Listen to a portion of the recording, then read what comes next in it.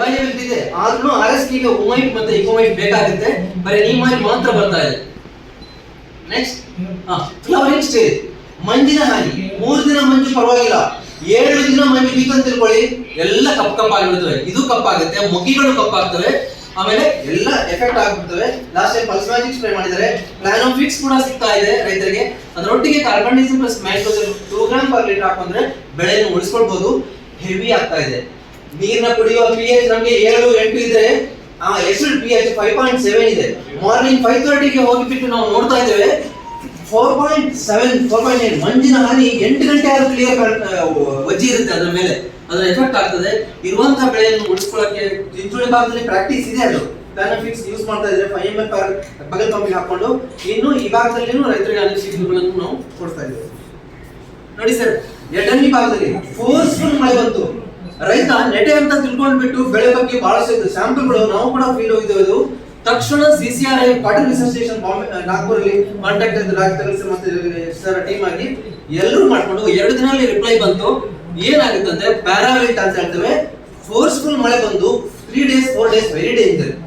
ಅವಾಗ ಆಟೋಮೆಟಿಕ್ಲಿ ಎಡೆ ಪಾಸ್ ಮಾಡ್ಕೊಂಡು 30-0-45 ಸ್ಪ್ರೇ ಮಾಡಿದ್ರೆ ಸಾಕು, ರಿಕವರಿ ಆಗ್ತದೆ. ಇದು ಬಹಳ ಇಂಪಾರ್ಟೆಂಟ್. ಬಹಳ ಜನ ನಾನು ಏನೂ ಆಗಲ್ಲ, ಎಡಿ ಹೊಡಿಬೇಕು, ಮಳೆ ನಿಂತ ಮೇಲೆ ಒಂದು ಸ್ಪ್ರೇ ಮಾಡಬೇಕು 30-0-45 ಪ್ಯಾರಾವಿಲ್ಟ್. ಹೌದು, ಇದೇ ರೀತಿ ಕಾಟನ್ ಅಲ್ಲಿ ಕೂಡ ಅಷ್ಟೇ, ಎಲೆಗಳಿಗೆ ಚುಕ್ಕಿ ಬಂತು, ಕಾಯಿ ಮೇಲೆ ಬಂದೇ ಬರ್ತವೆ. ನೋಡಿ ಸರ್, ಈ ರೀತಿ ಆಗ್ತದೆ, ಎಲ್ಲವೂ ಎಫೆಕ್ಟ್ ಆಗ್ತವೆ. ಇಲ್ಲಿ ಸ್ಟಾರ್ಟ್ ಆಗಿ ನಿನ್ನೆ ತಾನೇ ನೋಡಿದ್ವಿ, ಸೊನ್ನ ಕ್ರಾಸ್ ಇಂದ ಹಿಡಿದ್ಬಿಟ್ಟು ಜೇವರ್ಗಿವರೆಗೂ ಎಲ್ಲೋ ಕಪ್ಪಾಗಿವೆ ಆಲ್ರೆಡಿ. ಟೋಲ್ ಗೇಟ್ ಅಂತ ಸೊನ್ನ ಕ್ರಾಸ್ ಆ ಕಡೆ ಈ ಕಡೆ ಆಗ್ತವೆ.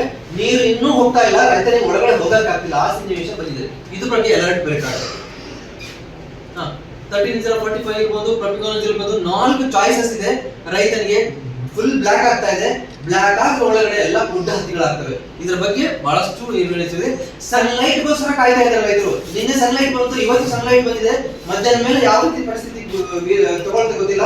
ಸೊ ಇದ್ರ ಬಗ್ಗೆ ಕೆಮಿಕಲ್ಗಳು ಇವೆ ನಮ್ಮ ಜಿಲ್ಲೆಯಲ್ಲಿ, ಆದ್ರೆ ರೈತನಿಗೆ ಒಳಗಡೆ ಹೋಗಕ್ಕಾಗ್ತಿಲ್ಲ.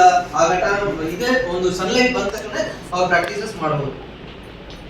ಪೇಪರ್ ನ್ಯೂಸ್ ಕವರೇಜ್ ಕೂಡ ಮಾಡಿದ್ದೇವೆ. ಬೊಕ್ಕಬಂಗ ಡಿಸೀಸ್ ಆ ಕಡೆ ನೋಡ್ತಾ ಇದ್ದೇವೆ ನಾವು. ಇದು ಕೂಡ ಬೆಂಡ್ ಆಗಿ ಆಗ್ತಾ ಇದೆ. ಲಿಟಲ್ ಬಿಟ್ 4% 5% ಡಿಸ್ಟ್ರಿಕ್ಟ್ ನೋಟಿಸ್ ಆಗುತ್ತೆ. ಇನ್ನೂ ಮಳೆ ಮುಂದುವರೆದ್ರೆ ಜಿಂಕ್ ನ ಕೊರತೆ ಆಗದಂತೆ ನೋಡ್ಕೊಳ್ಬೇಕಾಗುತ್ತೆ.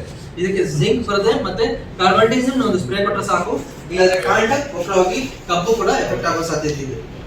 ನೋಡಿ ಸರ್, ಇಂಥ ರೈತರಿಗೆ ನಾವು ಏನು ಸಜೆಸ್ಟ್ ಮಾಡಲ್ಲ. ದಯವಿಟ್ಟು 4 ಸಲ 5 ಸಿಂಪಡಣೆ ಮಾಡೋದು ಬೇಕಾಗಿಲ್ಲ, ಆಲ್ರೆಡಿ ಲಾಸ್ ಆಗಿದೆ. ಅವರ ಪ್ಲಾನ್ ಜವಾರ್ ಅಥವಾ ಸಾಫ್ಲವರ್ ನೆಕ್ಸ್ಟ್ ಫೀಚರ್ ಟಾಪ್, ಯಾಕಂದ್ರೆ ಫುಲ್ ಹೋಗ್ಬಿಟ್ಟವು. ಫೀಲ್ಡ್ ವಿಸಿಟ್ ಕೂಡ ಮಾಡಿದ್ದೆವು. ಪೇಪರ್ ನ್ಯೂಸ್ ಕೊಟ್ಟಿದ್ದೇವೆ. ಹತ್ತಿಯಲ್ಲಿ ಸೋಯಾಬೀನ್ ಕೂಡ ಇದು ಕೂಡ ಇಂಟ್ರೊಡ್ಯೂಷನ್ ಮಾಡಿದ್ದಾರೆ ಇಂಡಿಯಾ ಆದಾಗ. ಶುಗರ್ ಕೇನ್ ವೇಸ್ಟ್ ಅಲ್ಲಿ ಪೆಲೆಟ್ ಮಾಡಕ್ಕೆ ತಗಲಿಸಿರೋರು ಅವ್ರ ಟೀಮ್ ಆಗಿ ಮಾಡ್ಕೊಂಡು ಯಾವ ರೀತಿ ಬೆಳೆದ ಸ್ವಲ್ಪ ಹೀಟ್ ಇದೆ ಕಬ್ಬಿನ ವೇಸ್ಟ್, ಅದರೊಟ್ಟಿಗೆ ಟ್ರೈಕೋಡರ್ಮ ಇನ್ವಿಟ್ ಮಾಡ್ಕೊಂಡು ಕೊಟ್ರೆ ಹೀಟ್ ಆಗುತ್ತೆ. ಯಾಕಂದ್ರೆ ಕಾಫಿ ಎಸ್ಟೇಟ್ ನವರು ಚಳಿ ಇದೆ ಅಂತ ಹೇಳ್ಕೊಂಡ್ಬಿಟ್ಟು ಅದನ್ನ ಯೂಸ್ ಮಾಡ್ತಾರೆ, ಸಪ್ಲೈ ಆಗ್ತಾ ಇದೆ. ನಮ್ಮ ರೈತರಿಗೂ ಬೇವಿನ ಹಿಂಡಿಯ ಲಭ್ಯತೆ ಬೇಕೇ ಬೇಕು ಎಲ್ಲ RSKಗಳಲ್ಲಿ ಕೂಡ. ಅವಾಗ ಮಾತ್ರ ಸ್ವಲ್ಪ ಹೀಟ್ ಕೊಡುತ್ತೆ, ಗೊಣ್ಣೆ ಒಳಗಳು ಕಡಿಮೆ ಆಗ್ತವೆ. ತಿಪ್ಪೆಕಾತರ ಒಟ್ಟಿಗೆ ಅಥವಾ ಬೇವಿನ ಹಿಂಡಿ ಒಟ್ಟಿಗೆ ಹಾಕೊಂಡ್ರೆ ಒಳ್ಳೇದು.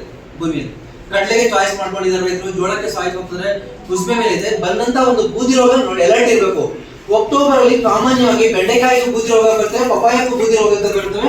ಎಲ್ಲಾ ಕ್ರಾಪ್ಗೆ ಈವನ್ ಮೈ ಮೇಲೆ ಕೂಡ ನಮಗೆ ಇರಿಟೇಷನ್ ಆಗುತ್ತೆ, ಚರ್ಮ ಸ್ಕಿನ್ ಡ್ರೈ ಆಗ್ತಾ ಇದೆ. ಅಂತ ಟೈಮಲ್ಲಿ ನಾವು ಸಲ್ಫರ್ ಗಂಧಕ ರೆಡಿ ಇರಬೇಕಾಗುತ್ತೆ, ಅಥವಾ ಕಾರ್ಬನ್ಡಿಸಮ್ ಅಥವಾ ಸ್ಕೋರ್ ರೆಡಿ ಇಟ್ಕೊಳ್ಬೇಕಾಗುತ್ತೆ. ಇದರಿಂದಾಗಿ ನಾವು ಇಲ್ಲದ ತೆನೆಗೆಲ್ಲ ಎಫೆಕ್ಟ್ ಆಗುತ್ತೆ. ಈ ಹಂತದಲ್ಲಿ ಕೂಡ ಎಡೆ ಪಾಸ್ ಸಿಮೆಂಟ್ ಟೈಪ್ ಆಗುತ್ತೆ ಈ ಮಳೆ ಬಿಟ್ರೆ. ಇಂಥ ಸಂದರ್ಭ ಲಾಸ್ಟ್ ಟೈಮ್ ಅಕ್ಟೋಬರ್ ನವೆಂಬರ್ ಮಳೆ ಇರಲಿಲ್ಲ, ಅಂತ ಟೈಮಲ್ಲಿ ಕೂಡ ನಾವು ಪಿಕಾಸಿ ಟೈಪ್ ಬರ್ತದೆ, ಸ್ಕಿನ್ ಹೋಗ್ತಾ ಇದೆ. ಈಗ ಅದಕ್ಕೋಸ್ಕರ ಸಾವಯವ ಅಂಶ ಬಹಳಷ್ಟು ಇಂಪಾರ್ಟೆಂಟ್. ರೈತರು ಇದನ್ನು ಒಂದು 26 ಜನರಿಗೆ ನಾವು ಇಂಟರ್ವ್ಯೂ ಮಾಡಿದ್ದೇವೆ ಸರ್, KVK ಬಂದವರು. ಲಾಸ್ಟ್ ಟೈಮ್ ಏನು